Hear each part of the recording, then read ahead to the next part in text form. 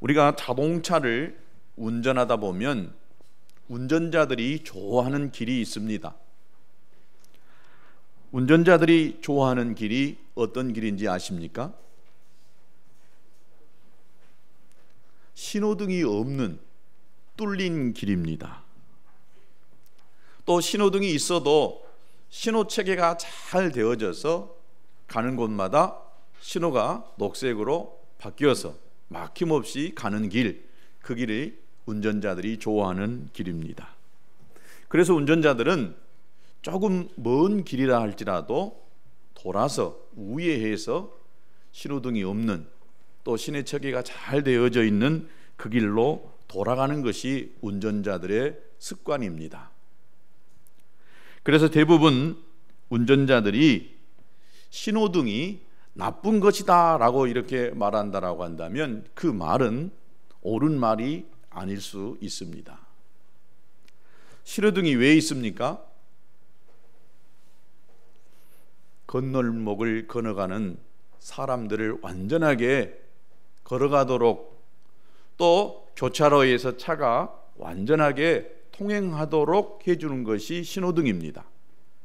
그래서 이 신호등은 사람도 또 차도 안전하게 건너갈 수 있는 것이기 때문에 신호등은 좋은 것입니다. 그런데 우리는 왜 신호등이 없는 길을 좋아하는 걸까요? 신호등이 있다 보면 또 가다 서다 하다 보니까 불편하잖아요. 그래서 신호등을 좋아하지를 않습니다. 자동차를 운전하는 사람들은 일단 차를 이렇게 몰고 가면 멈추지 않고 목적하는 곳까지 이렇게 정체되지 아니하고 제대로 가는 것을 좋아합니다.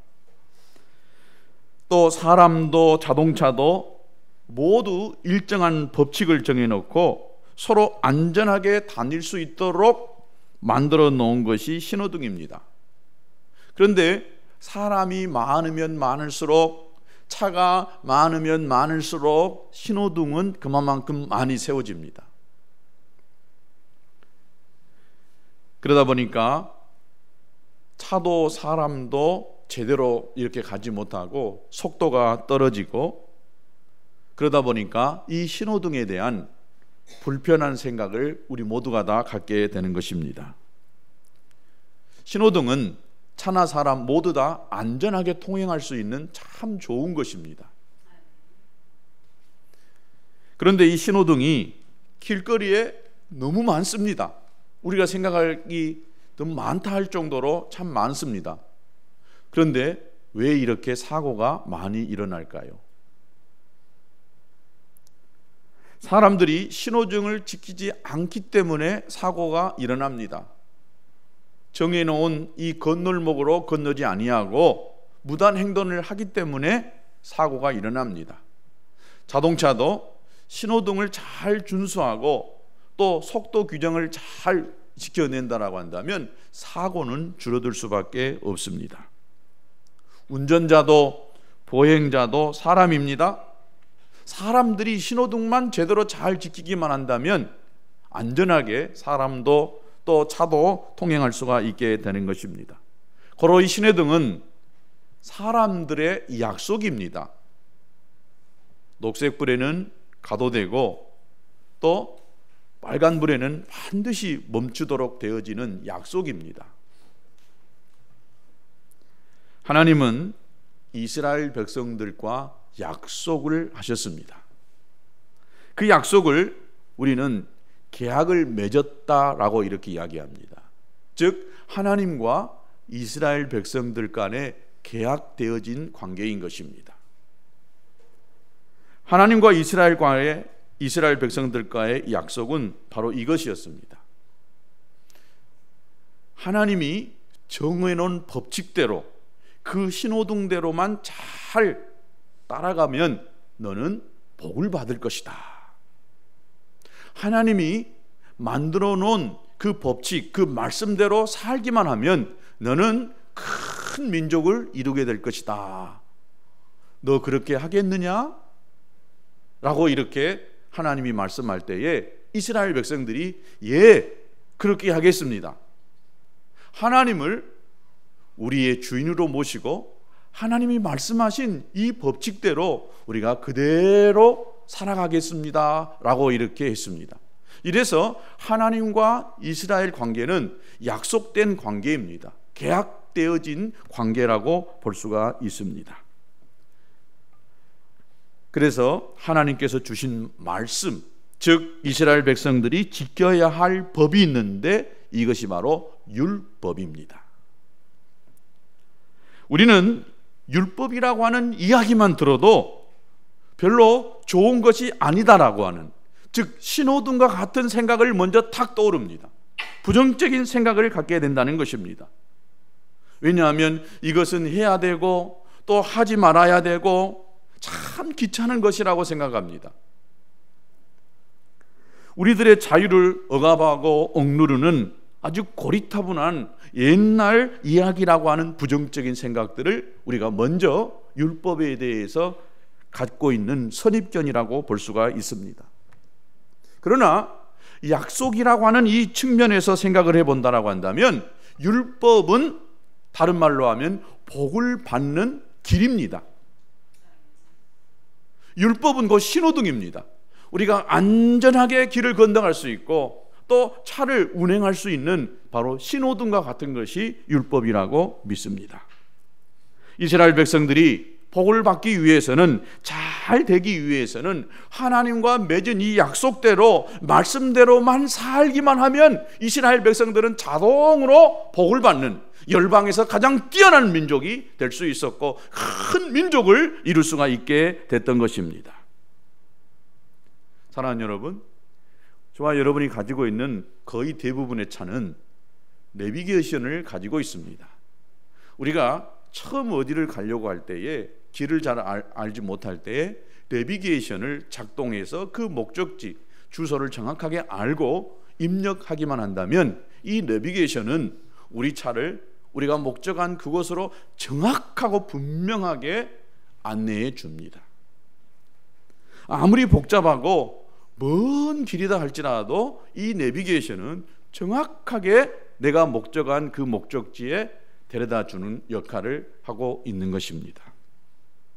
요즘은 차가 정체하거나 복잡하다 이렇게 생각되어지면은 우회하도록 이렇게 만들어주는 그런 시스템이 되어 있습니다. 그래서 실시간으로 계속해서 내 차가 정체하지 않을 수 있는 길을 찾아서 그 목적지에 가는 가장 빠른 이 시간에 도착하도록 이끌어주는 이런 것이 바로 내비게이션입니다. 내비게이션의 작동법을 우리가 알고 사용한다라고만 한다면 우리가 원하는 곳 어디든지 찾아갈 수 있도록 해주는 것이 바로 이 내비게이션입니다. 그러니까 요즘은 옛날처럼 지도를 갖다 놓고 가다가 차를 멈춰놓고 창문을 내리고 여보시오, 내가 말 좀 물읍시다. 근원교회를 가려면 어디로 가야 됩니까? 이렇게 물어보는 사람이 거의 없어요. 내비를 탁 틀어놓고 인도하는 대로만 잘 이렇게 듣고 가다 보면은 그곳에 가게 돼 있는 것입니다. 여러분, 이 율법은 오늘날 내비게이션이라고 믿습니다. 율법은 하나님께로 나아가는 내비입니다. 율법은 하나님이 주시겠다라고 하는 복을 받도록 안내하는 내비인 것입니다. 바로 보물 지도와 같은 것이라고 말씀드리고 싶습니다. 여러분, 그런데 이 보물을 찾는 그 길은 언제나 쉬운 길이 아닙니다. 여러분, 보물섬 이야기 아시지요? 어린이 동화에 나오는 보물섬 이야기 보면은 이 보물이 있는 그곳에 지도를 한 장 가지고 이 보물을 찾아가는 그런 이야기가 만화에 또 동화책에 있는 것을 봅니다. 그런데 이 보물 지도를 가지고 보물이 있는 곳으로 찾아가는 그 과정을 보면 어디 쉽던가요? 굉장히 어렵습니다. 가다 보면 생각지 않는 일들이 많이 생깁니다. 또 스릴 있게 만들어 놓습니다. 또 쉬운 길도 있는 것 같지만 굉장히 어렵고 목숨을 이렇게 두고 건너야 하는 그런 길도 나옵니다. 또 험한 계곡을 만나서 먼 길을 돌아가야 하는 수고도 해야 되고, 또 건널 수 없는 강을 만나서 사투를 벌이면서 그 강을 건너서 보물이 있는 그곳으로 찾아가는 그런 보물섬 이야기와 같은 것이 바로 우리가 율법을 가지고 하나님 앞으로 나아가는 그런 것과 마찬가지라고 생각되어집니다. 하나님이 주신다고 약속하신 복, 이것은 틀림없이 받게 되는 것입니다. 우리가 내비게이션에 정확한 주소만 입력하면은 이 내비게이션이 우리 차를 그곳으로 인도하듯이 이 율법대로만 우리가 살기만 산다면 하나님이 약속하신 그 복은 누구나 다 받을 수 있게 하나님께서 만들어 놓으셨습니다. 어떤 것은 해야 하고 어떤 것은 하지 말아야 하는 그런 길이 바로 율법이었던 것입니다. 인간의 입장에서 보면은 우리들의 자유를 억압하는 그런 길처럼 보이기도 합니다. 그러나 하나님의 말씀은 바로 우리들을 향한 사랑의 메시지였습니다. 우리로 하여금 어떻게 하면 잘 되는 길, 복을 받을 수 있는 길, 우리가 형통할 수 있는 길, 바로 이 길을 하나님께서 율법을 통해서 우리에게 주셨던 것입니다. 율법을 받았으니 이제 그 율법대로 살면 우리는 복을 받는 것입니다. 이럴 때는 아멘. 율법을 받았으니 이 율법을 가지고 우리가 살면 복을 받는 것입니다. 구원을 얻는 것입니다. 왜 그랬습니까? 바로 구원으로 인도하는 이 내비가 바로 율법이기에 율법대로 살면, 하나님께로 나아가기만 하면 그곳에 있는 목적지 구원에 이르는 것은 너무나 당연한 것입니다. 분명히 율법을 다 지키면 복을 받고 구원을 얻습니다. 그러나 안타깝게도 여러분, 율법을 다 지킨다라고 하는 것은 불가능합니다. 쉬운 길 같지만은 율법을 다 지키는 이것은 너무나 어려워요. 그래서 지키러 가는 그 행위로서는 우리가 구원을 받을 수 없다라고 오늘 이 본문이 그렇게 말씀하고 계십니다. 인간은 부족하기에, 다시 말하면 인간은 모두가 다 죄인이기에 율법대로 다 거룩한 삶을 살 수가 없어요. 그래서 하나님께서 약속하신 그 복, 바로 구원을 받지 못한다라고 하는 것입니다.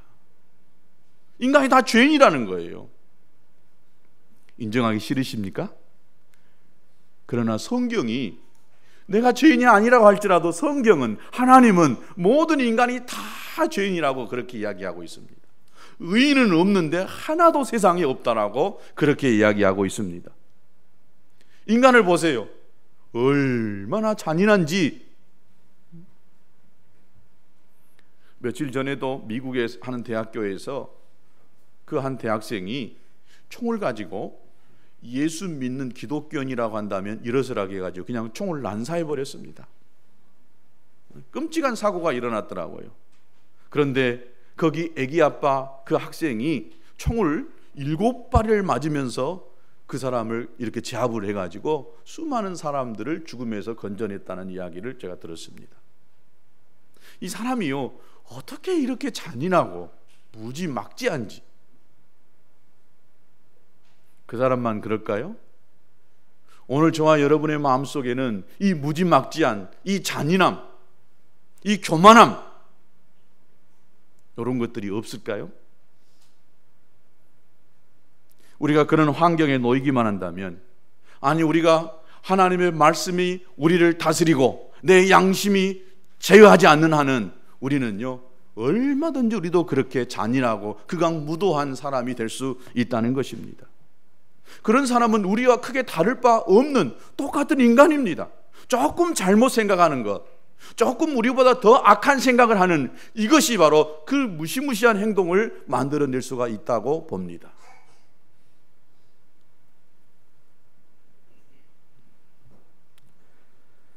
사람의 돈이나 인간됨을 무시하면서 자기 마음 내킨 대로 행동하는, 여러분, 이것을 우리 인간 사회에서 너무나 많이 봅니다.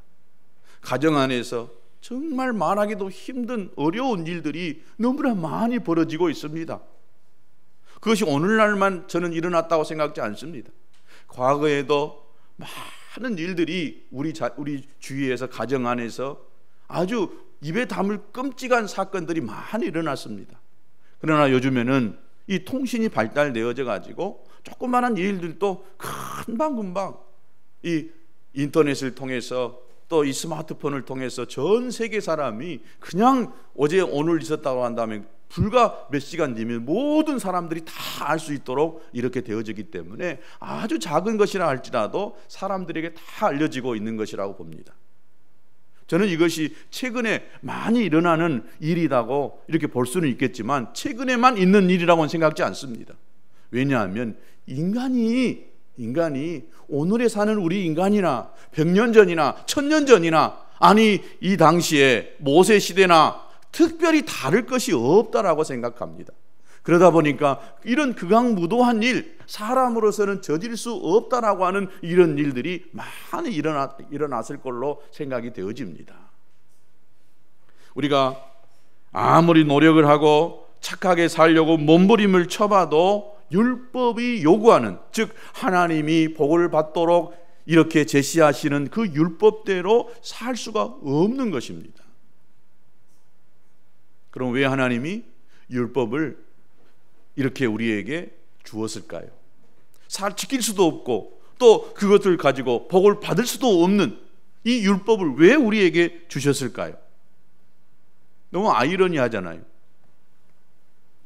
그래서 오늘 이 본문 로마서 3장 20절에 이렇게 이야기하고 있습니다. 율법의 행위로 그의 앞에 의롭다 하심을 얻을 육체가 없나니, 아무도 율법으로서는 의롭다, 너 괜찮아, 이제 너는 복을 받을 만한 충분한 자격이 있어, 이렇게 할 만한 사람이 아무도 없다는 거예요. 그럼 왜 율법을 주셨느냐? 율법은 죄를 깨달음이니라. 아멘. 율법은 죄를 깨달음이라. 율법의 목적인 뭐냐? 죄를 깨달으라고 주신 것입니다. 하나님 우리에게 이 율법을 통해서 우리 자신이 얼마나 극악무도한 자인가, 죄인이라고 하는 사실을 깨닫게 하기 위해서 이 율법을 우리에게 주셨다라고 하는 것입니다. 죄악으로 부패한 본성을 가진 우리들은 하나님께 복을 받기 위한 그 기준에 도달할 능력이 우리에게는 없어요.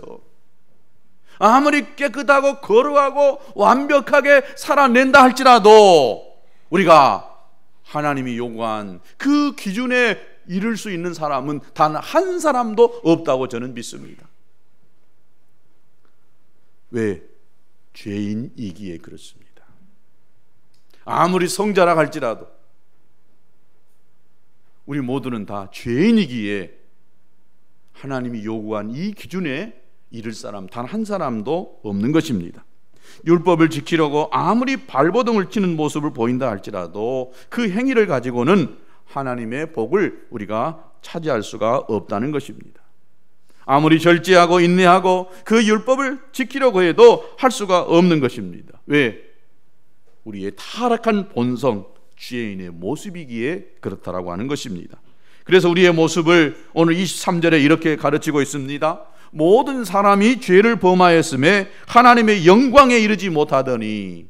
모든 사람, 여기 모든 사람은 누구 몇몇 사람, 기도 열심히 하고 또 헌금 많이 하고 또 신앙생활 연조가 오래된 사람, 이런 사람 빼놓고 이야기한 것이 아닙니다.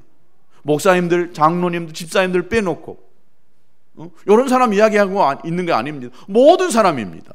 여기 모든 사람에는 누구나 다 할 것이 다 포함되어 있습니다. 이 모든 사람이 죄를 범해가지고 하나님이 기준에 이르지 못하게 되어졌다라고 이렇게 성경이 이야기하고 있는 것입니다.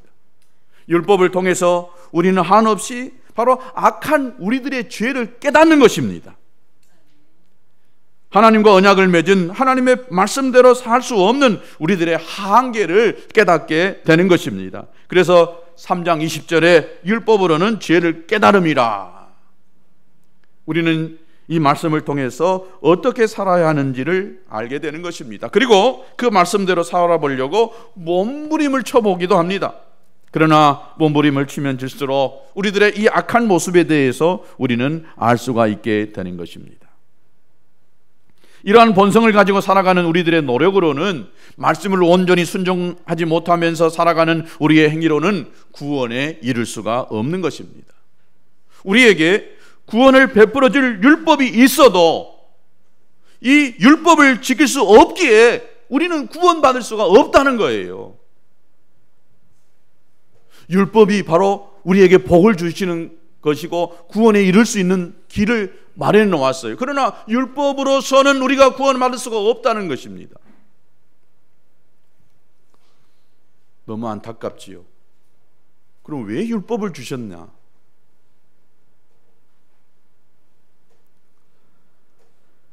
다른 새로운 구원의 길을 만들어 놓았습니다.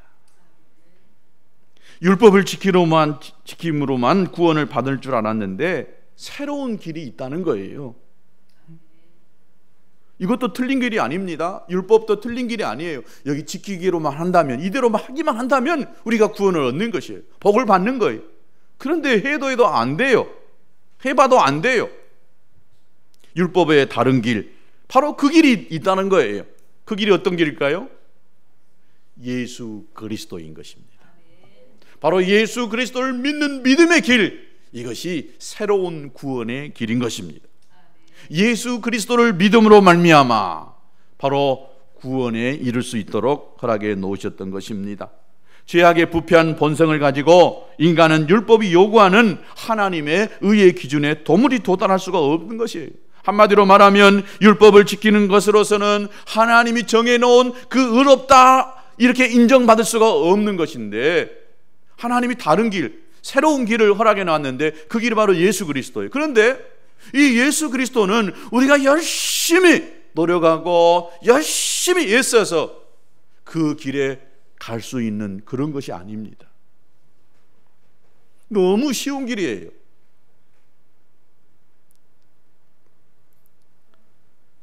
어떻게 해요? 믿음으로 말미암아. 어떻게 해요? 믿음으로 말미암아.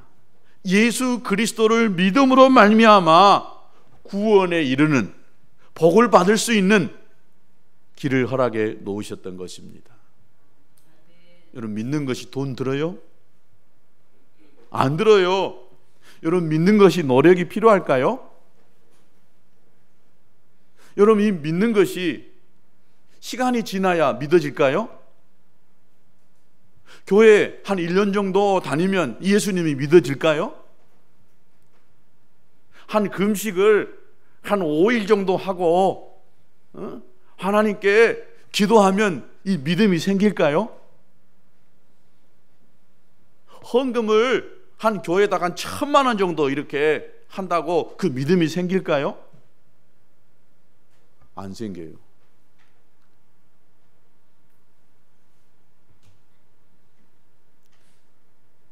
믿음은 하나님의 은혜로 주어지게 된 줄로 믿습니다. 내가 믿으려고 할 때 하나님이 은혜를 주셔요. 어쩔 때요? 내가 믿으려고 할 때 하나님이 은혜를 주셔서 그것이 확 믿어져 버려요. 이것이 기적인 줄로 믿습니다. 내가 아무것도 하지 아니하고 있는 상태에서는 하나님이 내게 은혜를 베푸지를 않습니다. 믿으라고 할 때에 예수 그리스도가 당신을 향한 구원의 길, 복의 길을 마련해 놓았습니다. 당신이 믿으십시오라고 할 때에 그 믿으려고 하는 그 의지 속에 하나님이 그냥 은혜를 주셔가지고 그것이 내 마음속에 확 믿어지고 누구도 부인할 수 없고 거절할 수 없는 예수 그리스도에 대한 확증이 내 마음속에 오게 되는 것입니다. 여러분, 이것은 기적입니다. 믿는 것은 굉장히 쉬운 일이지만은 노력으로 열심으로 되지 않기 때문에 하나님의 은혜로 되어지는 것이기 때문에 기적 중에 기적이라고 믿습니다. 저는 여러분 모두가 다 이 기적을 경험할 수 있게 되기를 축복합니다. 이미 이 기적을 체험하신 분들도 계시리라고 믿습니다. 그렇기 때문에 이것을 가장 귀한 것으로 여기면서 내 인생 속에서 예수님을 믿음으로 구원 얻었다라고 하는 이 사실이 가장 큰 것이라고 믿고 그 기쁨으로 감격으로 살아갈 수 있게 되기를 진심으로 축복합니다.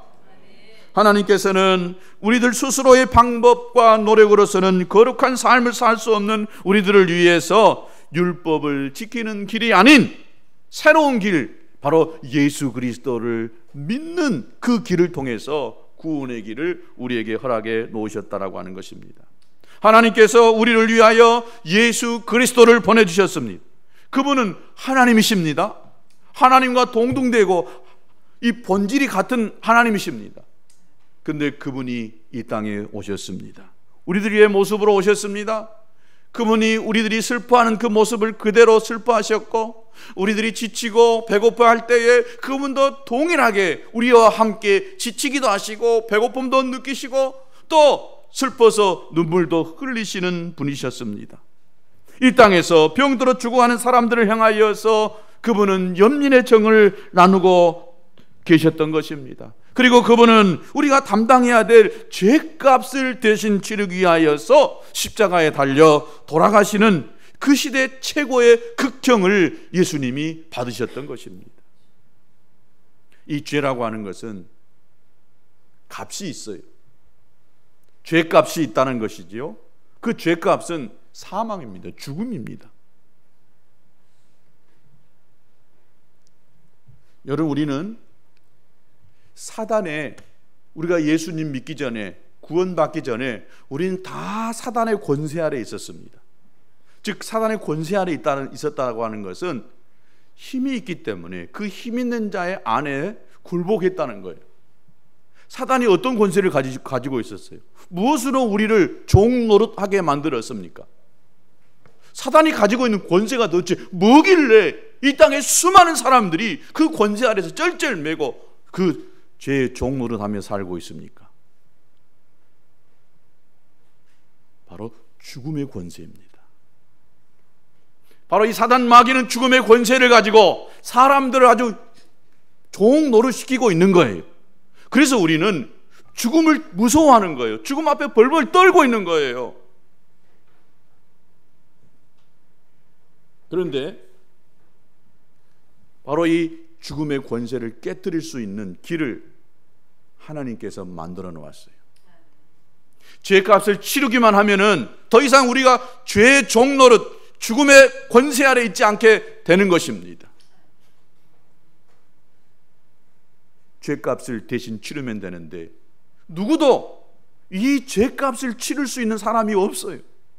나의 죄, 여러분의 죄값을 치루어줄 사람은 이 세상에 단 한 사람도 없다는 거예요. 나를 가장 사랑하는 내 부모도, 형제도, 내 자식도 내 죄값을 치를 수가 없는 거예요. 왜냐? 그도 죄인이기 때문에. 내가 가지고 있는 죄의 모습을 그도 동일하게 가지고 있는 죄의 본성을 가지고 있기 때문에, 또 죄인으로 태어났기 때문에 그도 나의 죄값을 대신 치러줄 수가 없는 것입니다. 그래서 나도 죄 때문에 죽을 수밖에 없고 그도 죄 때문에 죽을 수밖에 없는 죄인인 것입니다. 이 세상 그 누구도 이 죄의 값을 치를 수 있는 사람 단 한 사람도 없는 것입니다. 죄 없는 사람이 죄를 대신 짊어줘야만 그 죄값이 사해지는 것입니다. 그래서 죄 없으신 예수님이 이 땅에 오셨던 거예요. 예수님은 죄 없는 상태에 오셨기 때문에 죽음이, 사망이 종노릇 할 수가 없는 분이셨어요. 그런데 왜 예수님이 십자가에 죽으셨어요? 죄가 없는 분인데, 죽을 수 없는 분인데 죄를 다 예수님이 짊어지셔버렸던 거예요. 죽을 수 없는, 사망의 권세 아래 있지 아니하는 예수 그리스도가 바로 저와 여러분의 죄를 예수님이 대신 짊어지셨기 때문에 예수님이 사망에 이르렀던 것이에요. 그래서 저와 여러분의 모든 죄를 다 가져가셨어요. 그리고 십자가에서 죽으셨던 것입니다. 죄의 값은 죽음이라고 말씀드렸잖아요. 그래서 예수님이 죽으신 거예요. 죄 없는 몸으로 이 땅에 오셨지만은 죄값을 뒤집어 씌셨기 때문에 죽었던 것입니다.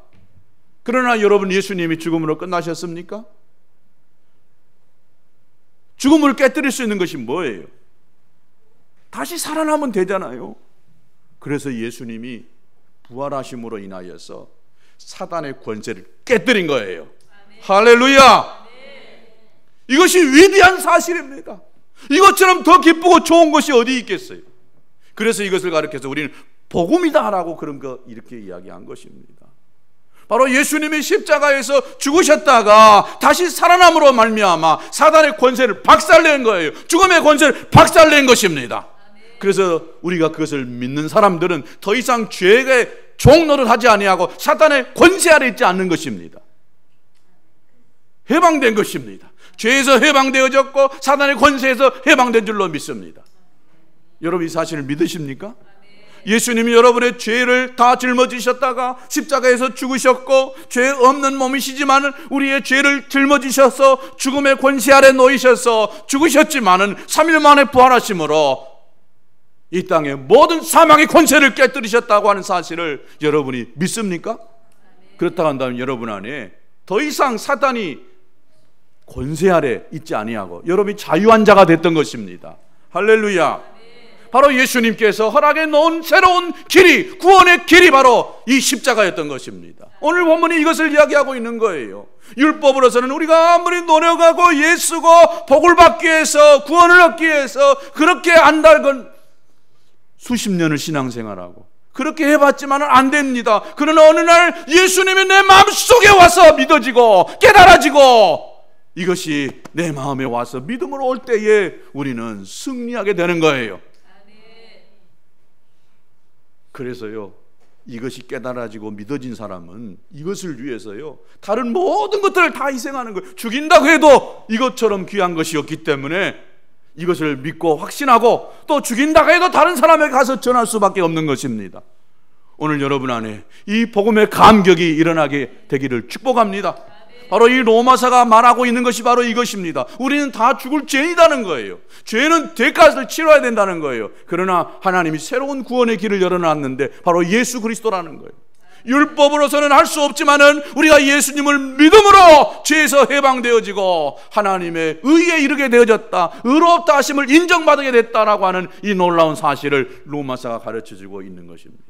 그래서 성경 중에 가장 핵심이고 아주 이 모든 교리를 집약해 놓은 책이 로마서인 것입니다. 오늘 저와 여러분은 죄에서 해방된 줄로 믿습니다. 어떤 자가? 예수님을 믿는 자가. 믿었다라고 한다면 우리가 율법대로 살지 아니었다 할지라도 이 믿음으로 저와 여러분이 구원받았다라고 하는 이 사실을 여러분 믿을 수 있게 되기를 축복합니다. 바로 그 길을 따라갈 때에, 그 믿음의 길을 갈 때에 우리는 저절로 복을 받는 것입니다. 예수 그리스도의 생명의 길을 통해서 우리는 진리를 발견할 수가 있고 생명을 얻을 수가 있는 것입니다.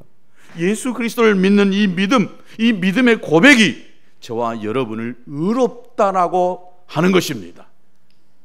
여러분 하나님의 진노의 심판을 면하고 하나님의 자녀로 인치심을 받은 줄로 믿으시기 바랍니다. 그러므로 이제 여러분은 어떻게 살아야 합니까? 무엇으로 살아야 됩니까? 믿음으로 사는 거예요. 그래서 오직 의인은 믿음으로 말미암아 살리라. 저와 여러분이 예수 그리스도를 믿는 믿음으로 사셔서 승리의 삶을 살 수 있게 되기를 주님의 이름으로 축복합니다. 우리 같이 오늘